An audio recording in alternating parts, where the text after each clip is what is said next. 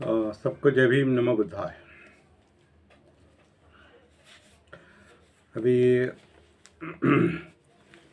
The Buddha and his Dhamma book 4 part 2,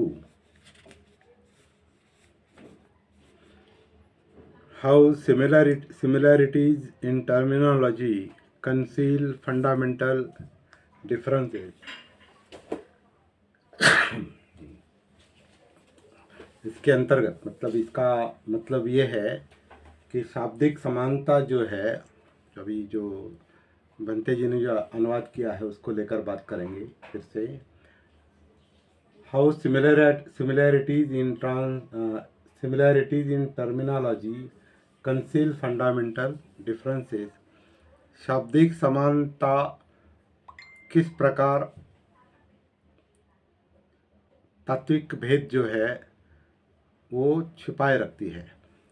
मतलब शब्द समान होते हैं लेकिन उसके अर्थ अलग होते हैं, लेकिन वो अर्थ की भिन्नता जो है, अलग अर्थ जो है, वो शब्द एक जैसे होने के कारण समझ में नहीं आते।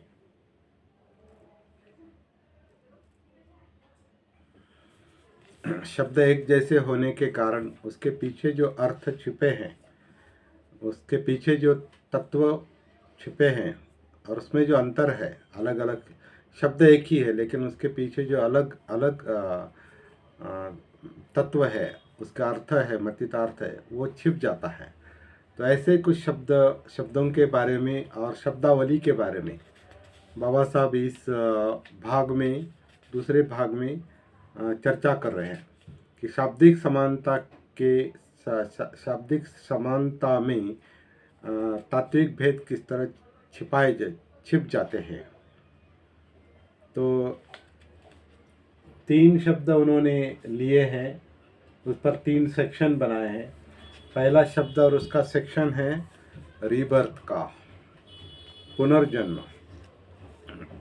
बहुत इम्पोर्टेंट सब्जेक्ट है, कठिन है समझने को, लेकिन समझने की कोशिश करेंगे।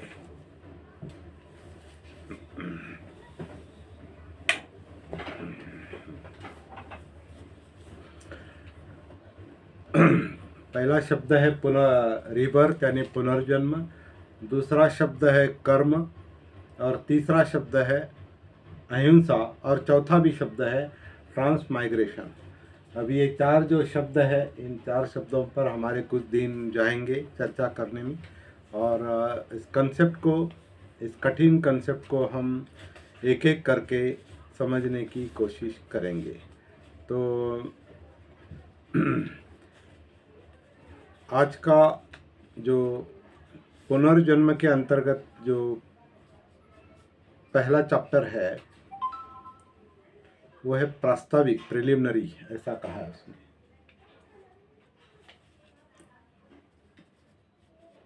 प्रास्ताविक के अंतर्गत वो इस जो मूल विषय है उसका वो स्पष्टीकरण कर रहे हैं बाबा साहब। ये प्रश्न प्रायः पूछा जाता है, हमेशा पूछा जाता है कि मरने के बाद क्या होता है। बुद्ध के समकालीन लोगों में 2 भिन्न तरह के मत थे। एक वर्ग शाश्वतवादी कहलाता था और दूसरा उच्छेदवादी कहलाता था। शाश्वतवादी और उच्छेदवादी। जो शाश्वतवादी था उसका कहना था कि आत्मा का मरण होता ही नहीं, इसलिए जीवन शाश्वत है, तो वो शाश्वतवादी है। और पुनर्जन्म द्वारा इसका नवीनीकरण होता है, नवीकरण होता है, नवीनीकरण होता रहता है। किस कारण? आत्मा के कारण। उसका मूल जो अंग्रेजी है preliminary, what happens after death is a question often ask. The contemporaries of the Buddha, मतलब बुद्ध के समकालीन, had 2 different views. One set was called इटर्नलिस्ट यानी शाश्वततावादी, एंड अदर वाज कॉल्ड एनाहिलेशनिस्ट, उच्छेदवादी। जो शाश्वतवादी था उसका वो आत्मा को मानता था और इसलिए पुनर्जन्म पर विश्वास करता था, क्योंकि आत्मा कभी मरता नहीं। अगला मुद्दा उसमें आया है कि जो उच्छेदवादी हैं उनका मत उस उच्छेदवादी शब्द से ही व्यक्त होता है कि उच्छेदवाद का मतलब है हर वस्तु का संपूर्ण विनाश, मृत्यु के बाद कुछ भी शेष नहीं रहता। मूल अंग्रेजी जो है, the Buddha was not an the thesis of चौथा मुद्दा है, the thesis of annihilationist was summed up in one word, that is उच्छेदवाद, which means that death is the end of everything। उच्छेदवाद में क्या है, जहाँ मृत्यु है वहाँ सब खत्म हो जाता है, वो उच्छेदवाद का मत है। और there is nothing left after death, मृत्यु के बाद कुछ भी रहता नहीं, ये उच्छेदवाद का मत है। बुद्ध शाश्वतवादी नहीं थे, क्योंकि इसका मतलब था कि एक पृथक नित्य आत्मा में विश्वास करना, और वो आत्मा के विरोधी थे। Buddha was not an Buddha was the Buddha was not an eternalist, for it involved a belief in the existence of a separate immortal soul to which he was opposed। तो शाश्वततावाद का मतलब है आत्मा का अस्तित्व स्वीकार करना, आत्मा का स्वतंत्र अस्तित्व स्वीकार करना, और जिसके वो विरोधी थे। बुद्ध आत्मा के विरोधी थे। अब यहाँ बाबा साहब ने सवाल निर्माण किया है, अगर वो आत्मा के विरोधी थे तो क्या बुद्ध उच्छेदवादी थे? जब वे आत्मा का अस्तित्व स्वीकार नहीं करते तो स्वाभाविक तौर पर उन्हें उच्छेदवादी मानने की प्रवृत्ति हो सकती है। मतलब लोग उन्हें उच्छेदवादी कह सकते थे और कहते थे उस समय, आज भी कुछ मानते होंगे। Was the Buddha an annihilationist? With his belief in the non-existence of soul, the Buddha would naturally be expected to be an annihilationist। Tathagata उच्छेदवादी थे क्या? जब वे आत्मा का अस्तित्व ही नहीं मानते थे या स्वीकार नहीं करते थे, तो स्वाभाविक तौर पर उन्हें उच्छेदवादी माना जाता था या माना जाता है। लेकिन अलगद्दूपम सुत्त में, जो मध्यम निकाय का सुत्त है, मध्यम निकाय का वह बहुत प्रसिद्ध सुत्त है, और अलगद मतलब सर्प, सांप। तो जैसे सांप को सीधी तरह से पकड़ा जाए, मतलब उचित तरीके से पकड़ा जाए तो वो दंश नहीं करता पकड़ने वाले को। उसकी उपमा देकर वो धम्म को ठीक तरह से जो समझता नहीं, उसके लिए धम्म घातक भी होता है। वो विचार, वो तत्व घातक होता है अगर ठीक से समझा नहीं गया तो वो अलगद्दूपम सुत्त का वो रेफरेंस देते हैं बाबा साहब। तो इस अलगद्दूपम सुत्त में भगवान बुद्ध ने शिकायत की है कि वे उच्छेदवादी नहीं है, किंतु उन्हें उच्छेदवादी समझा जाता है। अब ये जो भाषा है, ये उस सुत्त की भाषा है, वो वैसे की वैसी यहाँ पर उन्होंने दी है कि बुद्ध शिकायत करते हैं। किससे शिकायत करते हैं? तो जो लोग उनको उच्छेदवादी ठहराते हैं उन उन उनसे शिकायत करते हैं, उनके बारे में शिकायत है। और वो कहते हैं, बुद्ध कहते हैं कि वे उच्छेदवादी नहीं है, उनको उच्छेदवादी समझा जाता है या ठहराया जाता है। उन्होंने कहा है, बुद्ध ने कहा है, यद्यपि इस मैं मत को स्थापित करता हूँ, मैं बताता हूँ कि मैं उच्छेदवादी नहीं हूँ, यद्यपि मैं इस मत को स्थापित करता हूँ और इसी की देशना करता हूँ, शिक्षा देता हूँ, लेकिन कुछ श्रमण ब्राह्मण भूल से, गलती से और जानबूझकर झूठा इल्ज़ाम लगाते हैं जो कि वास्तविकता के विरुद्ध है। और वो कहते हैं कि मैं उच्छेदवाद की देशना करता हूँ, उच्छेदवाद की शिक्षा देता हूँ। मैं आदमियों के, अब ये थोड़ा अनुवाद गलत है, आदमियों के टुकड़े टुकड़े हो जाने की और नाश की और संपूर्ण विनाश की देशना करता हूँ। ये थोड़ा अनुवाद में गड़बड़ी है। तो बुद्ध कहते हैं, this is what he says, though this is what I affirm and what I preach, yet some recluses and Brahmins wrongly, erroneously, and falsely charge me in defiance of facts with being an annihilationist and with preaching the disintegration. तो disintegration का मतलब टुकड़े टुकड़े करना नहीं है, disintegration का मतलब है विघटन होना, मतलब मनुष्य के अस्तित्व का, हर अस्तित्व का विघटन होता है, ये बात वो बता रहे हैं। और लोगों ने अलग तरीके से उसको रखा है कि though this is what I affirm, that what I preach, yet some recluses and Brahmins wrongly, erroneously, and falsely charge me in defiance of fact with being an annihilationist and with preaching the disintegration, destruction, and extirpation of human beings.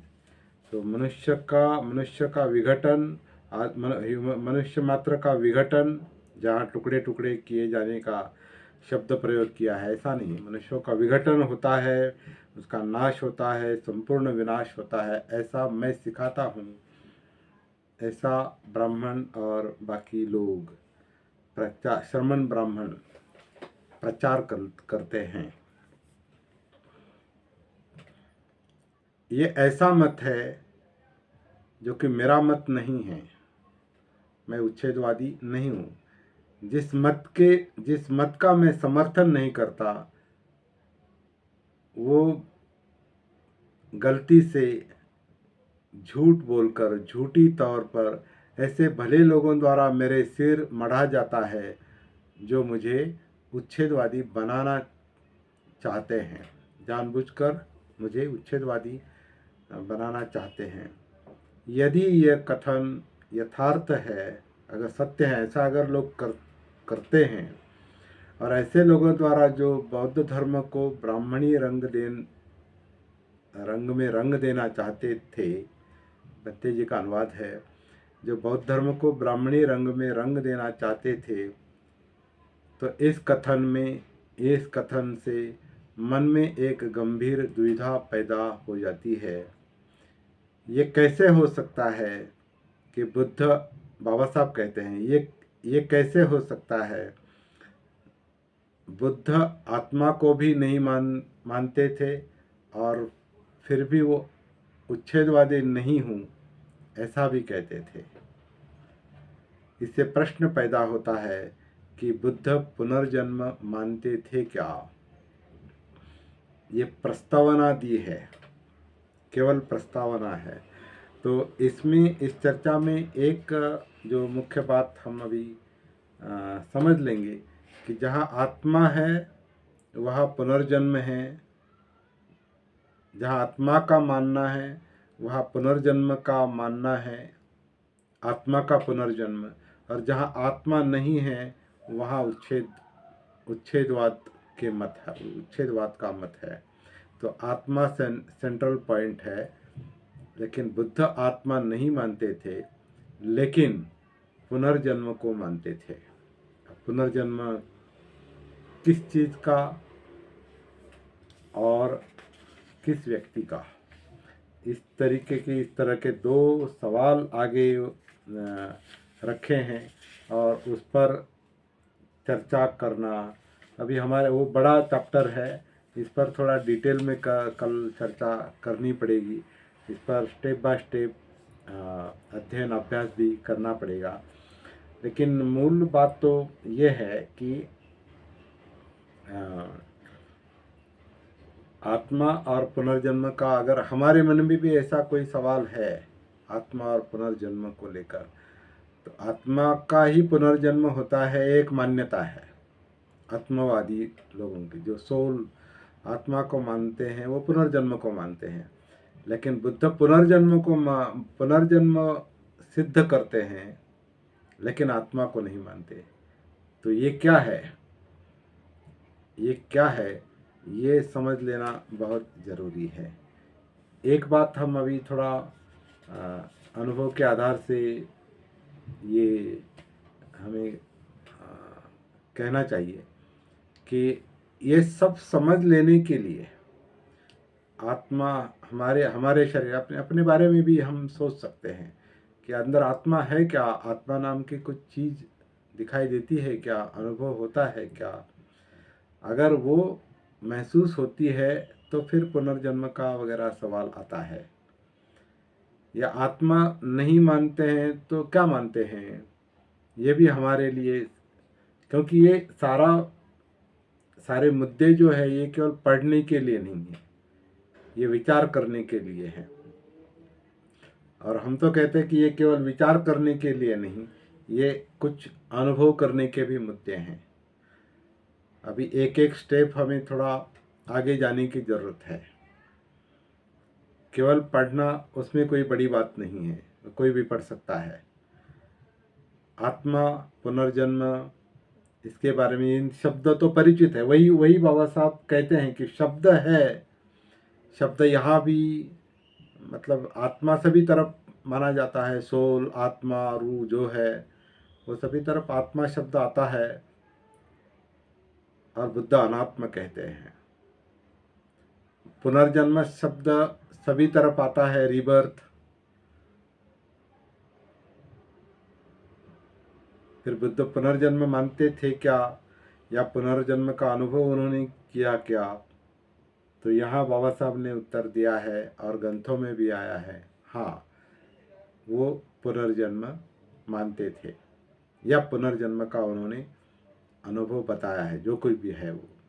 तो वो क्या है ये समझ लेने की बात है। लेकिन मुख्य बात यह है कि हम अपने जीवन का अस्तित्व का मतलब इस काया के अंदर जो चित्त है, मन है, ये जीवंतता जो है, इससे जब तक हमारा कनेक्शन प्रस्थापित नहीं होता, इसीलिए सती साधना है, जागृति की साधना जो है वो इसके कुछ अनुभव लेने की भी बात है। ये केवल भौतिक अभ्यास नहीं है, ये केवल पढ़ाई नहीं है, और ऊपर का चिंतन भी नहीं है। ये सीधा अनुभव करने की भी बात है, तभी ये शब्द और ये विषय समझ में आ सकता है, या कम से कम इसमें रुचि निर्माण हो सकती है। मेरा अपना भी अनुभव है, जब तक कोई अनुभव नहीं था कुछ जागृति की साधना का विषय, सती की साधना मतलब सतीपट्ठान, सती संप्रजन्य, जो जागृति, अपमाद, ये विषय जब तक समझ में नहीं आए थे, तो ये आत्मा और पुनर्जन्म इनके बारे में विचार करना भी नहीं चाहते थे। नहीं मतलब वो बहुत भारी पड़ता था, क्योंकि वो समझ में ही नहीं आता था। लेकिन अभी थोड़ी रुचि निर्माण हो गई है, और कुछ मुद्दे ये सीरियस मुद्दे, गंभीर मुद्दे समझ में आने लगे हैं, थोड़ा थोड़ा, बहुत नहीं लेकिन थोड़ा थोड़ा। और जितना समझ में आ रहा है या जितनी रुचि है उसमें, इस विषय में, उतना ही हम आपके साथ शेयर करेंगे, आपके साथ चर्चा करेंगे। और आपको भी हम रिक्वेस्ट करेंगे कि स्वयं अनुभव लेने के लिए प्रयास करने चाहिए। इसके लिए सती साधना है, जो बुद्ध का अंतिम संदेश है, अपमादेन संपादेथ या सती संप्रजन्य। ये जो जीवन को, इस अस्तित्व को, इस नाम रूप को, इस अस्तित्व को महसूस करने की बात है। काया वेदना चित्त मनोधम्म, इस अस्तित्व को महसूस करने की बात है। जब तक ये महसूस करने की शुरुआत नहीं होती, तब तक ये शब्द केवल शब्द है। शब्दों का जो मतीत अर्थ है, शब्दों के पीछे क्या अर्थ छुपा है या क्या अनुभव छुपे हैं, ये जब तक हम स्वयं नहीं देखते, अनुभव करते जागृति से, सती से, तब तक ये विषय केवल बौद्धिक विषय रहेगा। और हम केवल बौद्धिक अभ्यास यहाँ नहीं कर रहे, क्योंकि बौद्धिक अभ्यास तो हर कोई कर सकता है, किताब को पढ़ सकता है। उसके लिए यहाँ आने की, यहाँ चर्चा करने की क्या आवश्यकता है। लेकिन अभी थोड़ा आगे कदम रखना जरूरी है। जय भीम, नमो बुद्धाय। कल पुनर्जन्म किस चीज़ का, पुनर्जन्म क्या है और किस चीज़ का, और उसके बाद पुनर्जन्म किस व्यक्ति का, ये दोनों बड़े चैप्टर हैं। तो इसके लिए मेरे ख्याल से कल तो हम नहीं इस पर बात करेंगे, क्योंकि कल सुबह सती साधना का विषय है 7:30 बजे, तो उस पर थोड़ी चर्चा करेंगे। अगर उसमें हिंदी जानने वाले नहीं आएंगे तो हम मराठी में बात करेंगे। और कल शाम का वर्ग क्लास नहीं होगा इस पर, बुद्ध एंड इस धम्म पर। परसों हम पुनर्जन्म किस चीज़ का, इस पर बात करेंगे। धन्यवाद। जय भीम।